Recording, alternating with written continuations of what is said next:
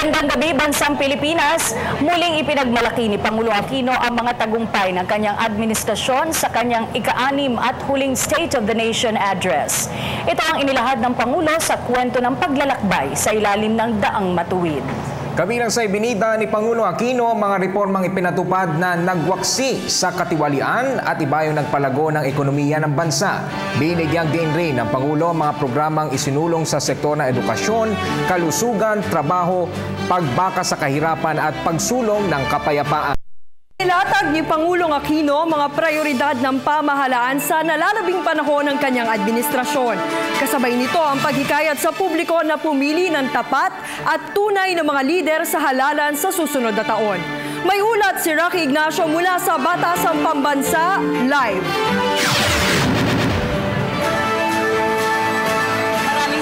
Umabot nga sa mahigit 2 oras ang huli at final State of the Nation Address ni Pangulo Aquino. Sa simula, humingi ito ng pamanhil dahil hindi daw niya nagawa ang tradisyon na pagsalubong dahil minabuti ng Pangulo na hindi nakamayan ang welcoming team dahil sa masamang pakiramdam. Sumentro ang Pangulo sa estado ng bansa, pati na rin ang mga accomplishments sa loob ng 5 taon. Unang tinukoy ng Pangulo ang mga hakbang sa ipinatutupad para labanan ng korupsyon at ang pagpapairal ng mabuting pamahala at iba pang nakapaloob sa social contract nito sa mga Pilipino. Kasama na dito ang pagpapalago ng ekonomiya at dagdag trabaho. Matinding political will anya at tiwala rin sa Panginoon ang naging paraan para ipatupad ang sinasabi niyang agenda ng pagbabago. Kabilang sa mga tinukoy ng Pangulo ang umano'y anomalya sa Hello Garci ng MBNCTE deal at NFA na lumobo sa 12 bilyong piso ang at kung may duda pa anya ang nawalang piring ang hustisya, tingnan na anya yung sinasabing 3 senador na ngayon ay sumasailalim na nga po sa investigasyon dahil sa umano'y maling paggamit ng pondo ng bayan. Pero git pa rin ng Pangulo, hindi siya magpapaawat hanggat hindi tuluyang nalilinis ang lipunan sa graft and corruption. Kabilang na nga dito sa mga ahensya ng gobyerno katulad ng BIR na tumaas pa anya ang koleksyon sa loob po ng naaabot sa 1.5 trillion pesos o 1.5 trillion pesos ang malilikom sa taong 2015.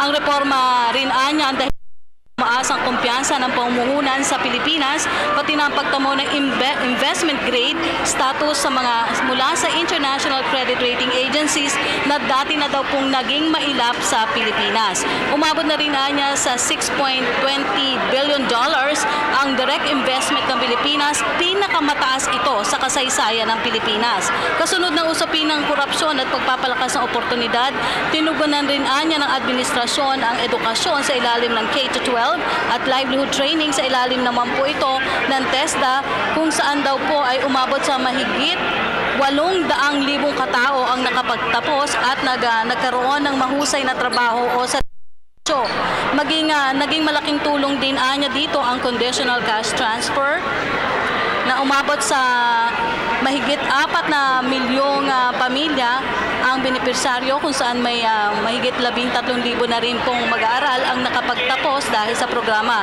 Tinugunan na rin po anya ng Aquino administration ang usapin ng pangkalusugan, partikular na ang pagpapalawak ng PhilHealth members.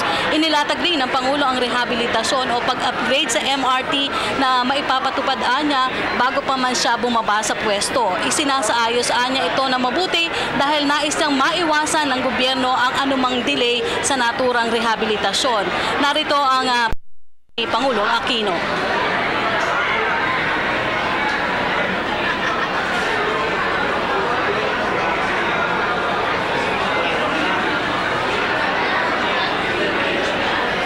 Ang 40 taon. Kung aabot po tayo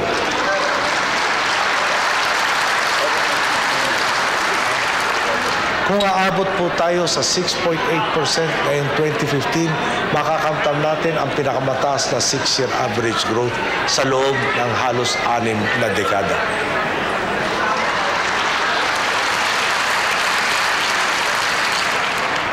Siyempre po, ang pag-angat na ekonomiya may katumbas na kapangyarihan ng gobyernong kumalinga at magbigay lakas sa mamamayan upang masagad ang mga bubukas na pagkakataon. Nakikita po ninyo, kung hindi tayo maantala, kung magtutuloy ang daang matuwid sa loob ng isang henerasyon, ulitin ko po, sa loob ng isang henerasyon, first world na raw po tayo. Kung magpapatuloy ang mga reformang bukal na paglago ng ekonomiya, paglaon ang tinitingala natin mga bansa, makakapantay na natin, kundi malalampasan. Tuloy-tuloy rin niya ang pagpapalakas ng kapasidad ng Sandatahang Lakas ng Pilipinas para sa mabilis na ayuda sa panahon ng emergency, pati na ang pagbabantay sa ating habang pinalakas na rin ang kakayahan ng PNP para sa dagdag na baril at ang pagpapairal ng lambat-sibat para sa lansagin ang iba't ibang sindikato sa bansa, kasabay na rin ang pagtugi sa mga terorista. Malaki na rin ang pagbabago ngayon dahil sa lahat ng proyekto ng pamahalaan, dumadaan ito sa masusing proseso dahilan para maipatupad ito ng tama sa ilalim ng DPWH. Bahagi rin ng ulat ng Pangulo ang sinusulong na Bangsamoro Basic Law para sa pagtamo ng tunay na kapayapaan at kaunlaran sa Mindanao. Sa ilalim ito ng Comprehensive Agreement on the Bangsamoro, inilusad ang Sadyahatra para sa mga development program sa dating conflict areas sa Mindanao. Kabilang na rin sa legislative na nais ng Pangulo yung Fiscal Incentive Rationalization Act. Sinabi pa rin ng Pangulo ang posibleng bukas ay maisumite na ng Palasyo sa Kongreso ang 3.002 trillion pesos proposed national budget para sa susunod na taon. Nais rin ng Pangulo na maipasa na rin ang anti-dynasty law.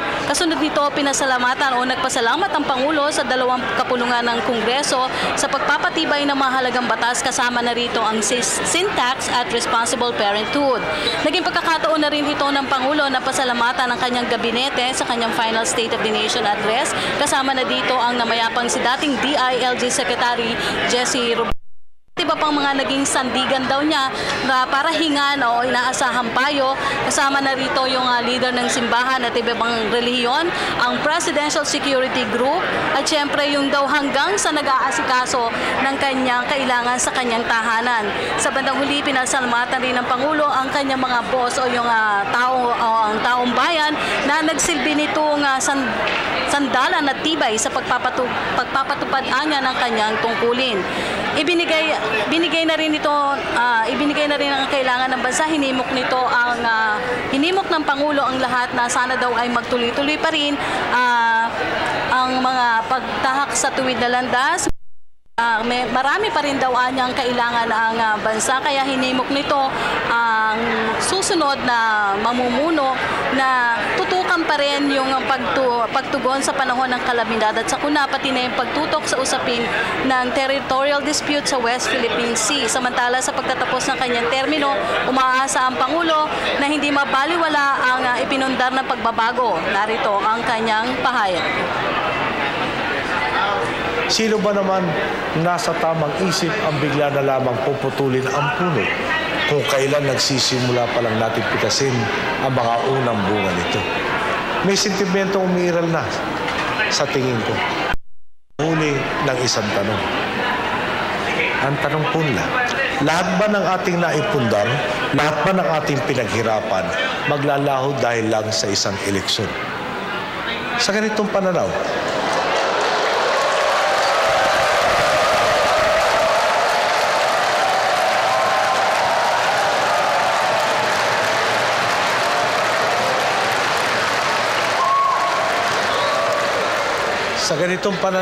ang susunod na halalan ay referendum po para sa daang matuwid.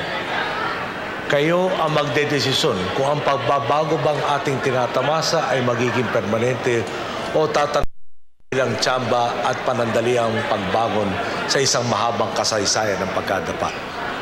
Ang tanong, tama ba itong landas na tinatahak natin kung sasabihin ninyong hindi? Para rin yung sinabing, mas gusto ko sa dati, bumalik na lang tayo sa baluktot. Pag yun po ang inyong tinugon, ako po'y mananahimik na lang. Pero kung ang tugon naman ninyo ay oo, tulad ng lagi, ako naman po'y handang maging inyong dakilang alalay. miski sa pagbaba sa pwesto hanggang sa aking huling hininga. Makakaasa kayo gaya ng walang patid ninyong pananatili bilang aking lakas, hindi rin kayo mag-iisa.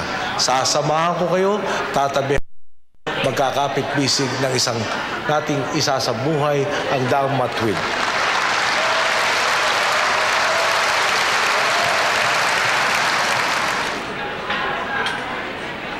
Muli kasi nga binigyan din ni Pangulong Aquino ang kanyang pagnanais na mailipat sa susunod na liderato ang isang mabuti at mas matatag na Pilipinas.